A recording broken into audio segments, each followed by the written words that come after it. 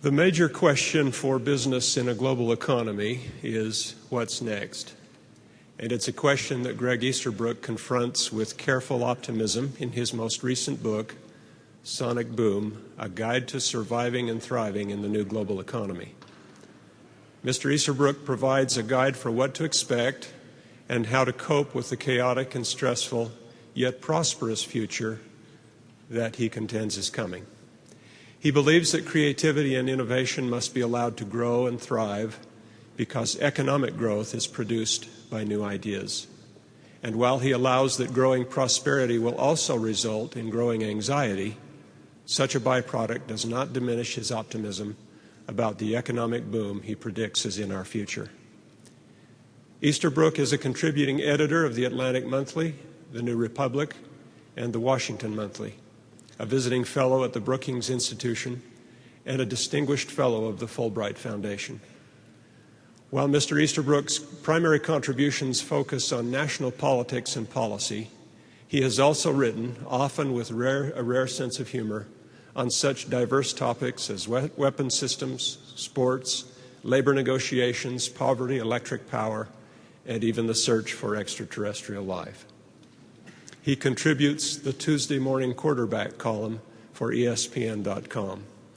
We are pleased to have him on campus and to hear from him today. Please join me in welcoming Mr. Gregg Easterbrook to Brigham Young University.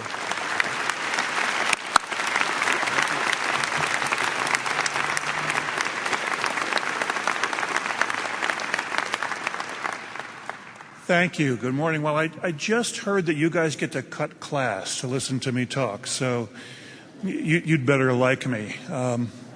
In fact, I occasionally teach college seminars, and the first time I did it about 10 years ago, I said to my children, I have three, what if I'm no good at this? What if I'm a lousy teacher? And my oldest son, who was then about 12, looked at me and said, "That's okay, Dad. They're students. They have to pretend that they like you." So please pretend that you like me, all right? Open with a joke, of course. This is a joke that's making the rounds in Washington, D.C., where I'm from. Barack Obama, former President Bill Clinton, and Sarah Palin all die at exactly the same instant. They die at exactly the same instant, maybe because they had lunch together at Cougar Eat. And because they die at exactly the same instant, they come before their Maker to be judged at exactly the same instant. So the Lord is sitting resplendent on a throne. He's bathed in golden light.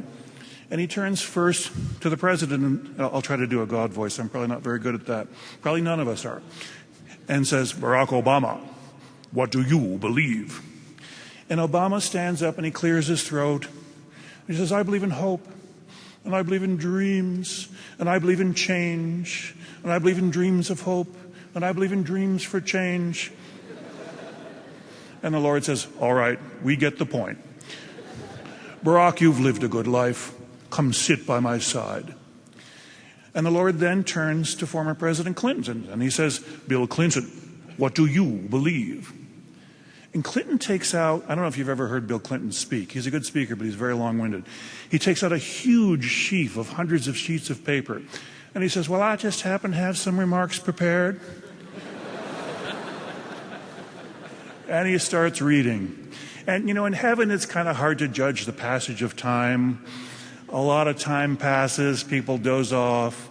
The cherubim, the baby angels, they fall asleep on their clouds. And at last, Clinton says, "And in conclusion," and everybody wakes up. And the Lord kind of shakes himself and says, "Well, Bill, that was inspirational. You've lived a good life. Come sit by my side." And then the Lord turns to the former governor of Alaska and says, "Sarah Palin, what do you believe?" And Palin gives him a beady-eyed look and says, "I believe you're sitting in my chair."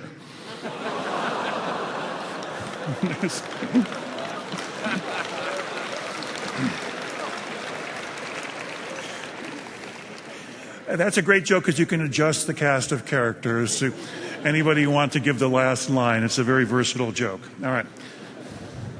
Now let's turn serious. On the plane out here to Salt Lake City, I was reading a book that was a pretty scary book. The book said the American experiment is in decline, that the United States will inevitably erode and fall apart, that technology is overwhelming us, that our educational system is not capable of dealing with changes in the world, the pace of change is overwhelming, resources are being exhausted, the country is doomed. It was a scary book, and that book was The Education of Henry Adams, written in the year 1907. People have been saying this about the American experiment.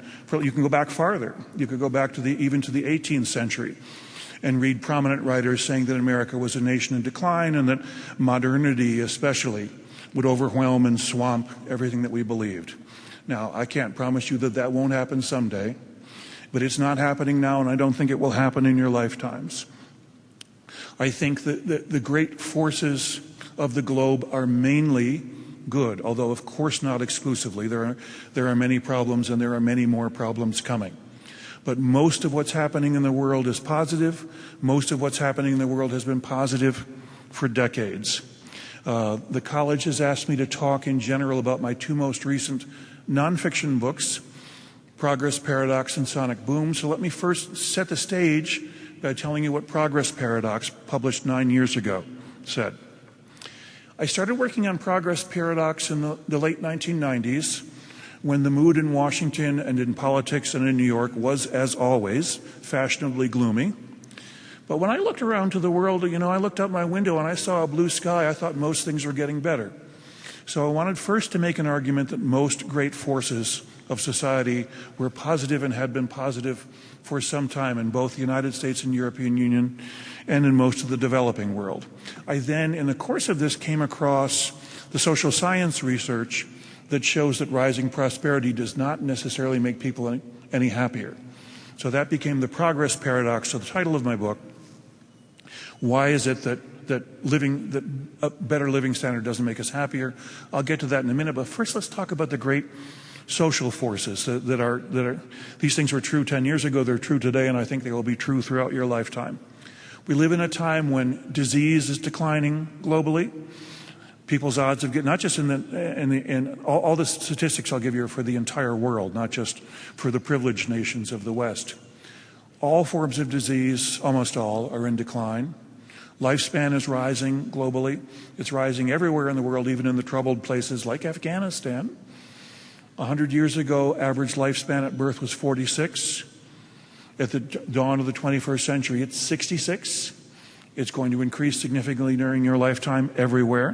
Freedom is expanding in most nations, not all, of course, but in most. Who would have believed even 25 years ago that the Soviet Union and Chinese communism would collapse? The power of liberal democracy is very strong and expanding throughout most of the world. Communication is getting easier and cheaper. You take it for granted that you can place a phone call from a miniature device to anywhere in the world at almost no cost. This historically is a great achievement. Education levels are rising throughout the world, especially for girls and women, which is most important in the developing world. All forms of pollution except for greenhouse gases have been in decline for a generation, including in the developing world, including in China. Now, greenhouse gases are a big exception. We can talk about that later. The science of climate change is getting stronger and stronger. But all other forms of pollution are in decline.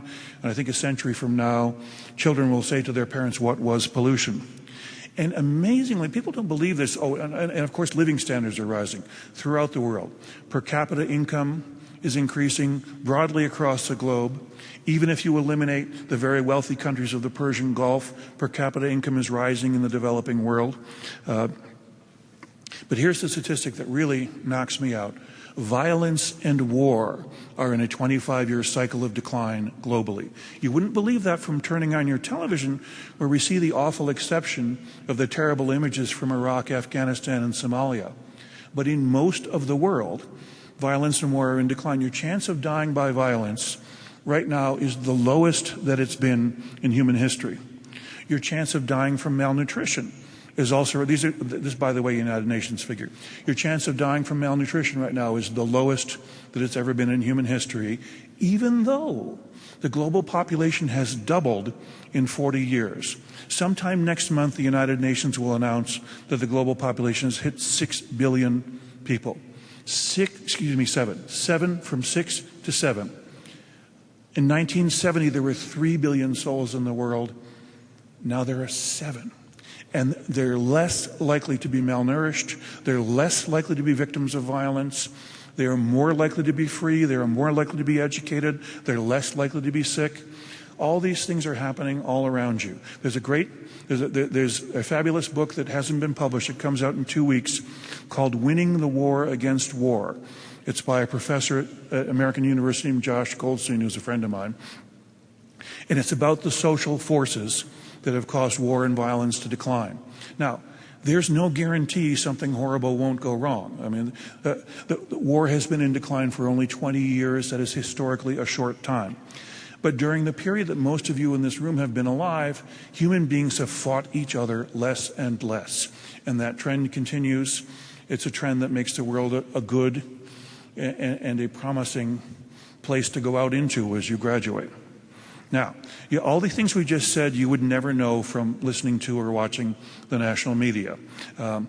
Years ago, I gave a talk called Why the Good News Scares People.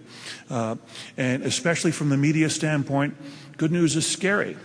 We're conditioned to think that bad things are about to happen. We're probably conditioned by evolution to assume the worst about the world. We're certainly conditioned by the news media to assume the worst about the world. The news media strongly emphasize negative news. This is not without a certain amount of logic. Scandals, crises, these things are things that you all urgently need to know. But the news media don't tell you the good side as well. My big complaint against the news media is not that they report scandals. Of course you have to report scandals. But they don't report progress, good news, rising living standards, especially in the developing world. Many of you, because of the nature of BYU, will eventually go overseas to live in developing countries. When you see developing world news in the American media, you see explosions, fires, rioting, and anger. I hope you will go to one of the many places of the world where you will not experience that, where you will experience instead gradually rising human progress, and especially in politics. Our politics are very vindictive now, very partisan, and the news media tend to bring that out in the political system. An easy example of the love of bad news is this. You know that in the last year the stock market has become very turbulent. It's too turbulent. It's up 5% one day, down 5% the next. Obviously, the underlying value of the economy does not change anywhere near that quickly. But I've been watching for the last year, and I've been keeping a log. Whenever the stock market drops by 3 or 4%, it's always headline news the following day in the New York Times, Washington Post, Wall Street Journal. The headline is always stock market collapses on Greek fears, or whatever the fear was that day. Whenever the stock market rises by a similar amount, the newspapers don't mention it. It's just a simple example of the preference for bad news over good. Intellectuals certainly love bad news. Students, I'll give you 2 books, actually 1 magazine article and 1 book to look up if you want a great subject to write about in any kind of comparative journalism or public policy class. My magazine that I've written for most of my life, the Atlantic Monthly, which is the greatest, I think, the best intellectual publication in the United States. It's wonderful. It's wise. I hope you've all read it. We've had some strikeouts and whiffs. If you go back and look to 1994, Atlantic Monthly had a cover story whose title was "The Coming Anarchy." Sounds pretty scary, doesn't it? The thesis of the article by a guy named Bob Kaplan, who's a nice man who I personally like, was that the world was about to collapse into a Hobbesian anarchy, a war of all against all, that social order was about to break down. This article, 1994, again was the publication date, predicts that the United States would collapse as a country by the year 2010, which seems to have passed. The United States would collapse, that the European Union would collapse, that hundreds of millions of people would die in the developing world of starvation or Hobbesian combat. Basically, the world was going to hell in a handbasket very rapidly. Intellectuals loved this cover. Bob Kaplan got invited to the White House to meet Bill Clinton.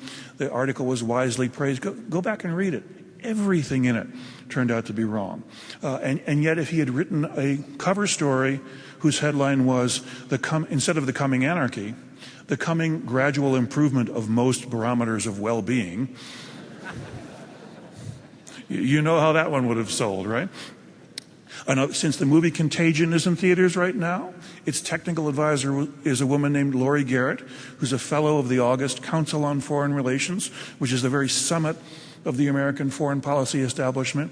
Go back and read her 1995 book that made her well known, titled The Coming Plague. That book predicts that an unstoppable super plague will kill 500 million people across the world by the year 2010. Nothing that book predicts has turned out to be true, but the establishment loved that book because it boiled down to we're all going to die, and that was a popular point of view. Well, of course, we are all going to die, but that's a separate matter. Now, let me talk a little bit more about progress paradox, and then I'll go on to sonic boom.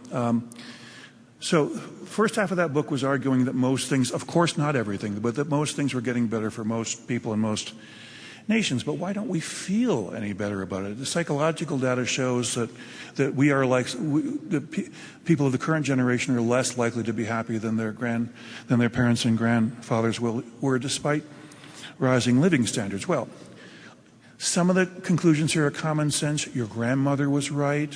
Money cannot buy happiness.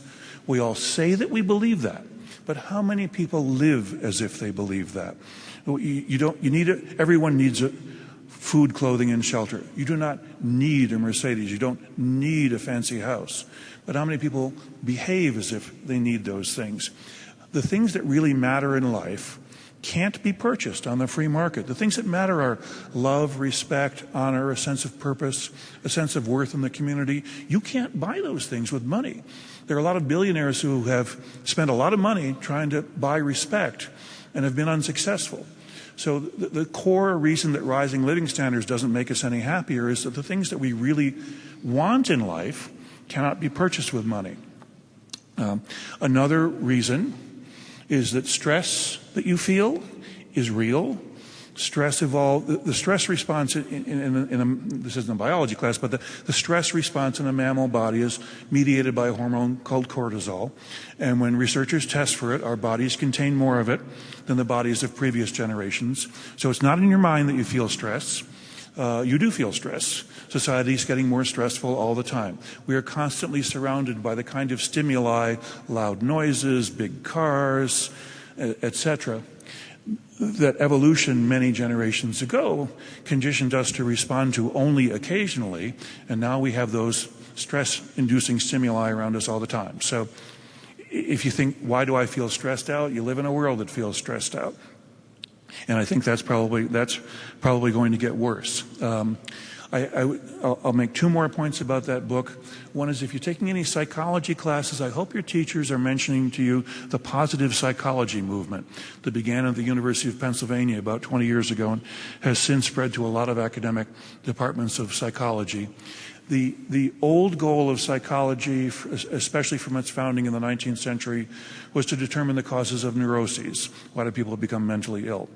The new goal of psychology, at least a positive psychologist, is to determine, why do people become sane? What causes sanity? Why are some people altruistic? Why are some people outgoing and self-sacrificing? Why do people acquire admirable virtues? I mean, if social forces make you crazy, what forces make you sane? And the positive psychology movement has done a lot of great work in that regard. And the fast version of their big finding is studying people who have a positive sense of well-being, people who have a negative sense of well-being. The big bright line between the two groups is whether they believe their lives have meaning. Now, the LDS Church won't like what I'll say next. You do not have to, in social science research, you do not have to derive the sense of meaning from religious philosophy. Certainly you can. You can find meaning in revelation. You don't have to. You can be an atheist and believe that your life has purpose. But the core thing is, you've got to believe your life has purpose. Life has meaning. You're here for a reason.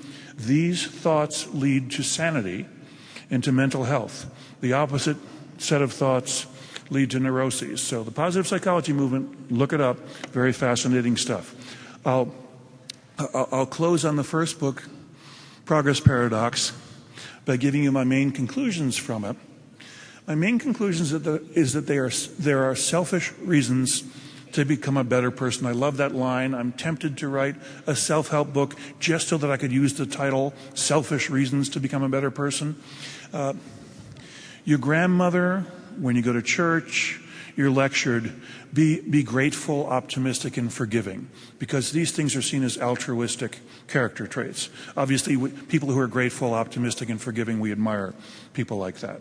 But we think that they're doing it because, this is what God would want us to feel. God wants us to forgive others, to be grateful, to be optimistic. This is the altruistic way to live life.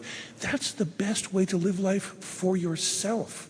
A selfish person should be grateful, optimistic, and forgiving because you make the world a better world around you. The argument for forgiveness is that if you maintain anger and bitterness in your heart, even if you've been wronged, and everybody gets wronged at some point, if you stay bitter in your heart, who's the victim? You're the victim of that. If you forgive, you're set free. If you feel optimistic, that doesn't mean that everything's going to go right. Terrible things can happen to optimistic people. But it does increase your chances of a successful life. And if you feel gratitude, if you think of, just here in this beautiful valley in Utah, if you think of what your ancestors 150 years ago went through to make it possible for you to live in relative luxury here in Utah, or you could name a million other places in the world, and you don't feel grateful for that, who's being cheated? You're the one who's being cheated. The sense of gratitude should enrich your life. So there are selfish reasons to become a better person, and the three things you want to concentrate on, in my view, and this is also the social science research of positive psychology backs this up, is forgiveness, gratitude, and optimism. These are all learned conditions. We're not born optimistic. We're not born forgiving. If you learn to be these things, your own experience of life will improve. And if you make the world a better place, isn't that nice? Now let me move on to the current book, Sonic Boom. I was finishing this book in 2008, just as the big recession was beginning. Obviously, you're all very keenly aware that we're in a recession at the moment. Technically, we're not anymore. Technically, the recession ended last year. But still, growth is not what we want, and unemployment statistics, obviously, are scary. The lesson of history, if you look back to various crises of the past, is that when the crisis ends, the larger trends resume. And what were the larger trends before the crises of 2008 began? Rising living standards, very rapid economic growth in the developing world, mildly rapid economic growth here, increasing freedom, ease of communication, declining disease, declining pollution, declining war. All the trends before 2008 were positive, or almost all. And I think once the financial meltdown of 2008 shakes itself out, and it hasn't happened yet, but it will happen soon, that the positive trends that were holding sway before will resume. Now let me think, Brent mentioned the phrase, what's next? Let me give you some suggestions about what I think is next. First, on globalization. Globalization may be driving you crazy. It's certainly driving me crazy.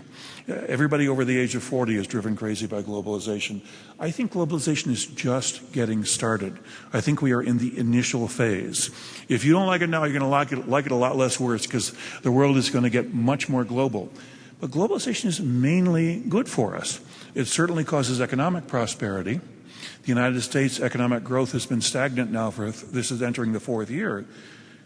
But the majority of the human family does not live in the United States. Most men and women in the world live in the developing world, and their economic growth has been good. Globalization has been a boon for the developing world. It's made living standards much better for the majority of the human population. Maybe not for all of us. You know, if you work in a factory in Indiana, globalization, there's no way around it. It's been bad for you. But for most members of the human family, globalization has been great. And I think it's just beginning. It's going to accelerate. We're going to be much more interconnected in the future than we are today. And by the future, I mean during your lifetimes. The next thing to be aware of is that network effects are just getting started. That amazing iPhone that's in your pocket, you think that's the summit of network technology? That's the ground floor of network technology. That even though your iPhone, the CIA had nothing like that 20 years ago, your own children will consider that thing so primitive, they'll look at it like we look at crank-operated phonographs today. Network effects are just getting started. Most technology is the accumulation of small tinkering changes rather than great breakthroughs. Electronic technology is really just starting to accelerate.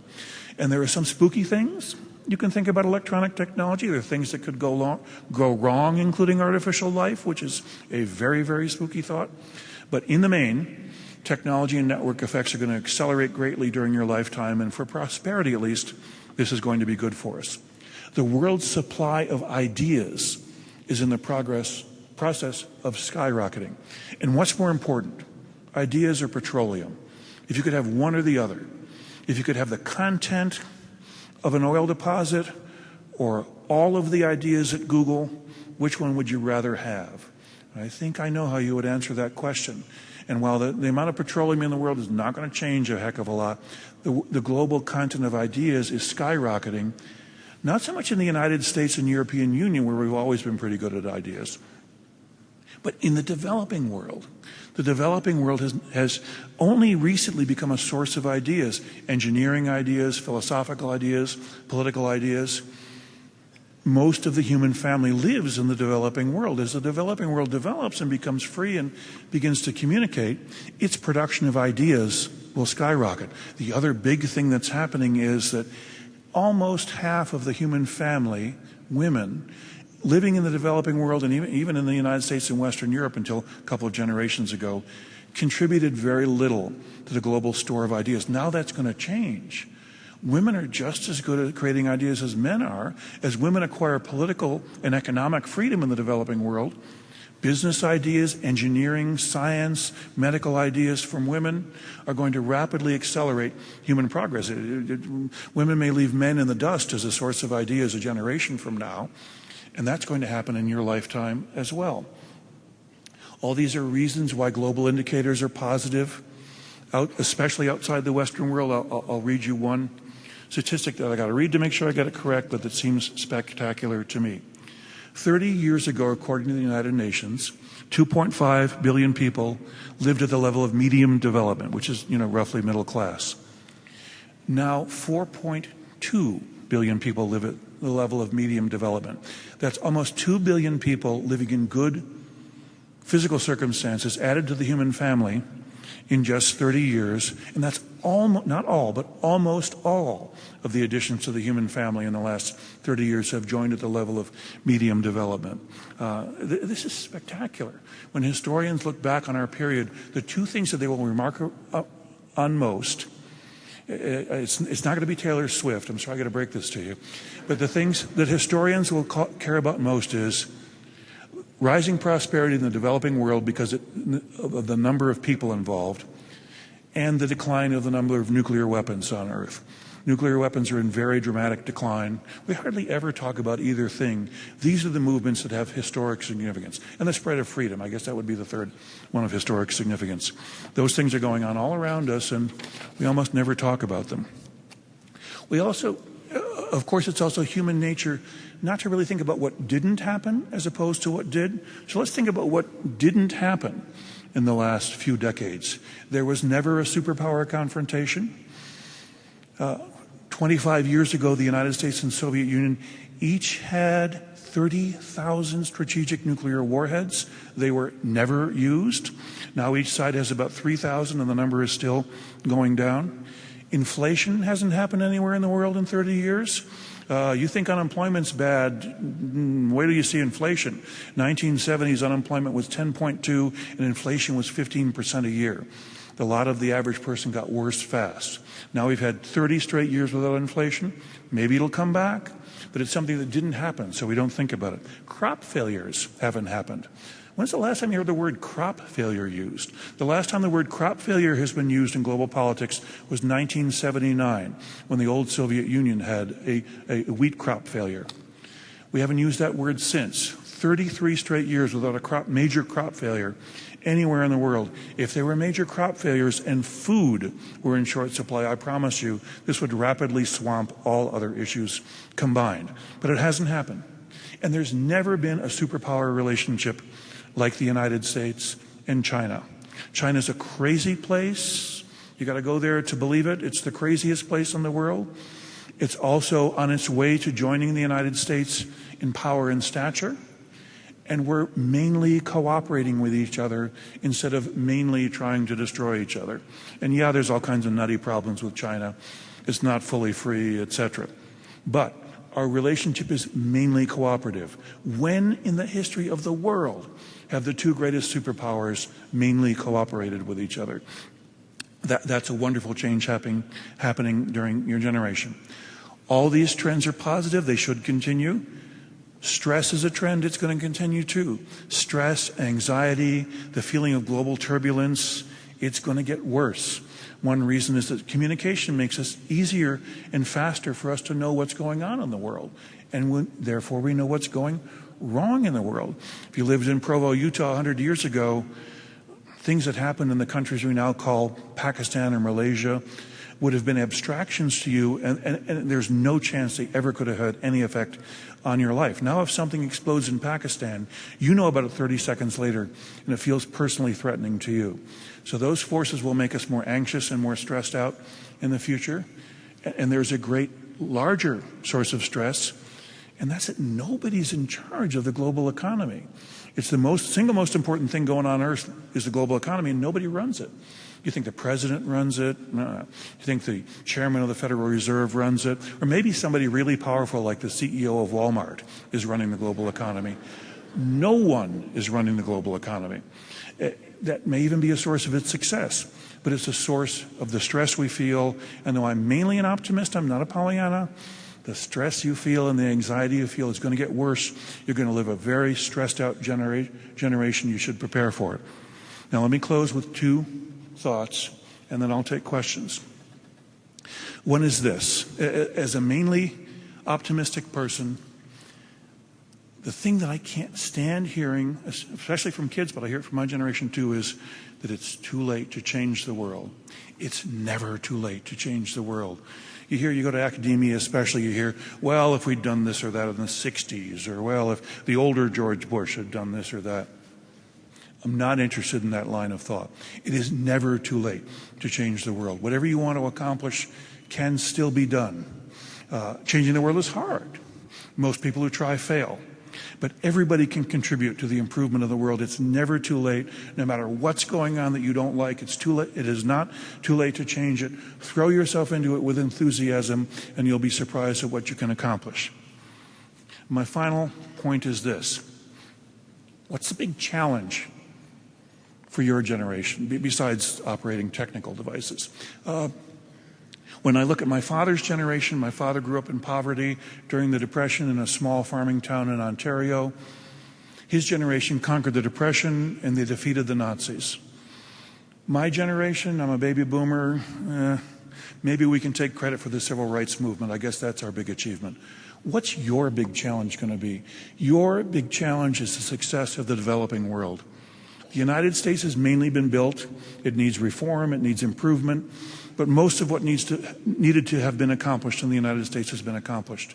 The developing world is 4 billion people who need to be lifted up and are doing a pretty good job on their own without our help, but with our help could do even better. I think that is the great challenge for your generation.